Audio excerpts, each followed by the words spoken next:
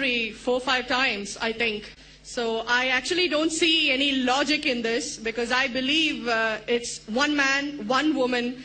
That's the institution of marriage. So please clarify. Thank you. As far as polygyny is concerned, a man having more than one wife, Islam is the only religion and Quran is the only religious scripture on the face of the earth which says marry only one. There is no religious scripture besides the Quran. I am a student of comparative religion, which says marry only one. There is no verse in the Bible, no verse in the Bhagavad Gita, no verse in the Veda which says marry only one except the Quran. If you read the Hindu scriptures in Ramayana, the father of Sri Ram, how many wives did he have? How many wives? More than one? More than one. 3 wives. Fine. Shri Krishna, according to Mahabharata, how many wives he had? Unlimited.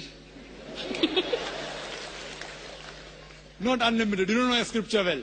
No. Did he have 4 wives? No. I have no idea.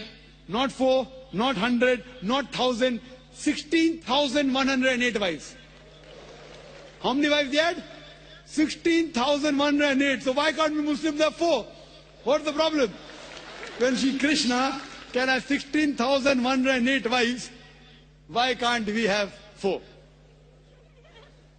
Further, if you read the Vishnu Purana, chapter number 24, verse number 1, it says a Brahmin can have up to 4 wives. If you read the Jewish scriptures, it gives you permission to have as many wives as you wish. If you read the Christian Bible, it gives you permission to have as many wives as you wish. If you read the Bible, Abraham had 3 wives. Solomon, how many wives he had? He had 700 wives. It is later on, the church has put a ban that Christians should marry only one, not the Bible. It is the Jewish community married more than one wife. It was in 1950 that chief rabbi passed a synod that Jews should marry only one.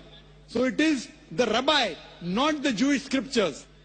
And according to Hindu scriptures, you can marry as many as you wish. It is the Indian government in 1954 passed a law called the Hindu Special Marriage Act. Hindu Special Marriage Act, which says Hindus should marry only one. It is not the religious scripture. It is not Bhagavad Gita. It is not Ramayana. It is not Mahabharata. It is not Veda. It is the Indian Penal Code. Now, let's analyze what does the Quran say.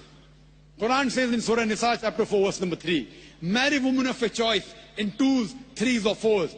But if you can't do justice, marry only one. This statement, marry only one, is only given in the Quran and no other religious scripture. It says, marry women of your choice in 2s, 3s or 4s. But if you can't do justice, marry only one. So if you want to marry more than one woman, one of the criteria of the Quran is you should do justice. If you can't do justice, you should marry only one. Now, what are the reasons, logical reasons a person can think that why has Islam permitted certain men to have more than one wife?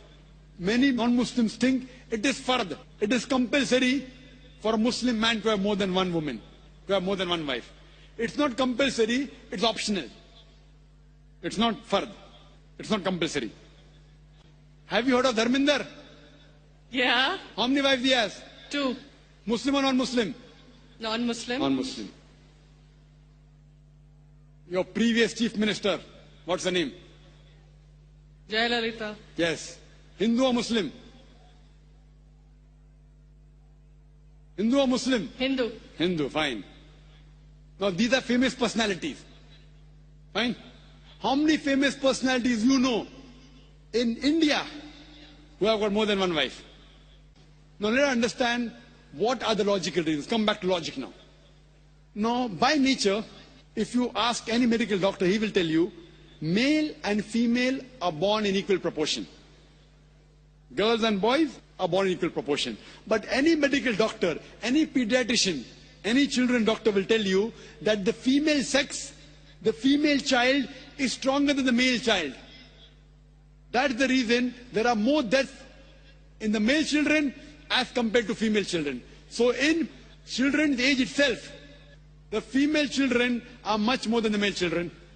As life goes on, there are people dying due to accidents, due to alcoholism, due to war.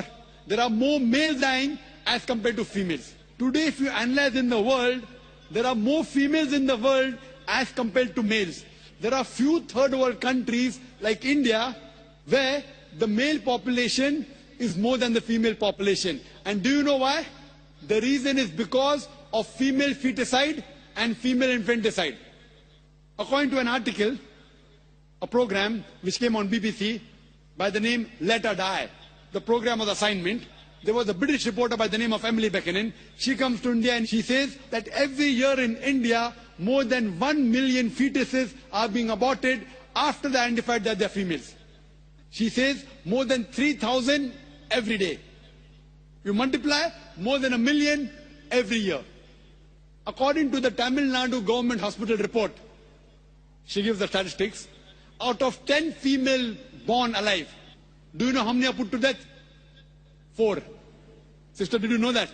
Tamil Nadu, your state, your beloved state, according to the government statistics, out of 10 females born alive in the government hospital, 4 are put to death. There are billboards put in Rajasthan and here, which says that spend 500 rupees and save 500,000 rupees. You know what does it indicate? Spend 500 rupees, do ultrasonography, do amniocentesis, identify the child you're carrying is a female, abort her, and save 5 lakh rupees, 500,000 rupees. Maybe a couple of 100,000 upbringing her, and the remaining 100,000 in dowry. If you stop this evil practice in India, our beloved country, stop the female infanticide, stop the female feticide. Even in India, the population of female will be more than the male population. If you see the rest of the world, if you see New York alone, there are 1 million females more than males. In USA alone, there are 7.8 million females more than males. In UK alone, there are 4 million females more than males. In Germany alone, there are 5 million females more than males. In Russia alone, there are 9 million females more than males. And God alone knows how many millions of females are more than males throughout the world. Suppose I agree with your philosophy, sister, you said, 1 man, 1 woman. If I agree with you, sister, with your philosophy, 1 man, 1 woman. And suppose my sister happens to be in America, or your sister happens to live in America. And suppose the market is saturated. 1 man, 1 woman, saturated. Yet there will be 7.8 million females who will not find life partners. 1 man, 1 woman. Now the option for these 7.8 million females is either marry a man who already has a wife or become public property. You say, Dr. Zakir Naik, public property, such a harsh word. Sister, it is the most sophisticated word I can use. I cannot use a more sophisticated word than public property. According to the studies of America, do you know, on an average, a man, before he settles down with a wife, he has 8 different sexual partners. Do you know that? On average, 8. Some may have 1, some may have 10, some may have 20. 8 sexual partners before he settles down with one. So the only option remaining, so if my sister happens to live in America, or if your sister happens to live in America, and the option is given to her, and suppose the market is saturated, every man has found a woman for himself.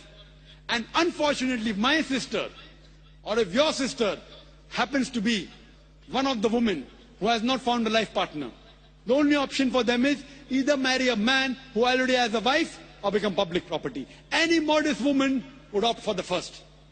Sister, what would you opt for your sister? Marrying a man who already has a wife or become public property? My sister's too young to be married, so... When she grows up and if she happens to go to America, or if you happen to be in America, Third choice. what would you prefer for her? You're the elder sister.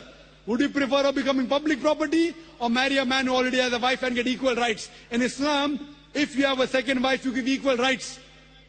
In America, the public property has got no rights. She's degraded. She's dishonored. In Islam, she has an equal right. She gets honor. What would you prefer for younger sister when she grows up? Sometimes it's difficult to speak the truth, sister, correct? especially in front of such a large audience. Anyway, I've got your answer, sister. Thank you. And your silence speaks for that. So that's the reason in Islam